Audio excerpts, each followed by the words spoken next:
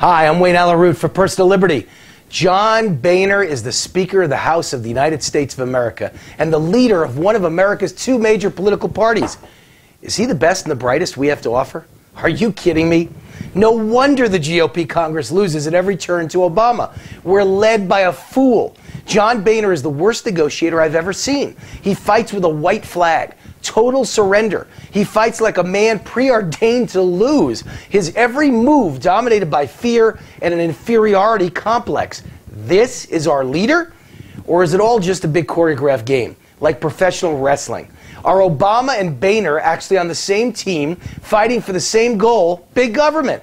Do they only put on a show from time to time to keep everyone fooled into thinking there really are two different political parties to choose from? Or perhaps Obama is using the NSA and the IRS and all those other three-letter government organizations to blackmail GOP politicians. Perhaps Obama has photos of Boehner in bed with the wrong person.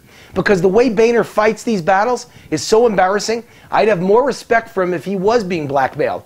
That would explain his pathetic strategy, loser mentality, and nonstop surrenders. But now Boehner has gone and done the unthinkable.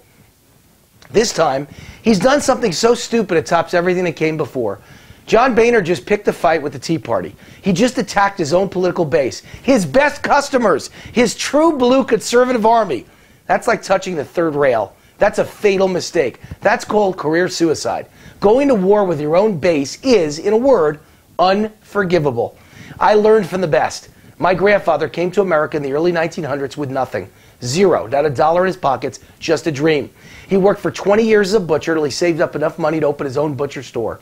That small butcher store became such a huge success for 40 years that my grandfather became a relatively wealthy man, or at least as wealthy as a small businessman could be, and a respected leader in his community, and of course, a huge fiscal conservative. Later in life, I asked him what was the key to his remarkable success, going from penniless foreigner to self-made millionaire with only a small butcher store. He told me it was always about the customer. He said there are two rules in business, my grandson. Rule number one, the customer is always right. And rule number two, if the customer is wrong, refer back to rule number one. That's it. Always protect your base. Treat your base, your most loyal customers, your true believers, as kings. And if they're wrong, treat them as if they're right. Why? Because without your best customers, you are nothing. You are up a creek without a paddle. Your success, riches, and power all derive from your loyal customers. Your job is to nourish and protect that base. Forget all the bad negotiating. John Boehner has now violated the most important rule in business or politics. As pathetic as he is at negotiating, he was always forgiven. But this last act of madness cannot be forgiven. He's bitten the hand that feeds him. He's turned on, attacked, and denigrated the true blue heroes of the Republican Party and the conservative movement. He attacked the very people that keep the GOP in business. Without the true blue conservatives, you don't have a business, or in this case, a political party. You have nothing. Without our support, our energy, our enthusiasm, our hard work in the trenches, and our donations, you have nothing. The GOP, like any business or political party, ceases to exist without its best customers. John Boehner lost sight of the rules of battle.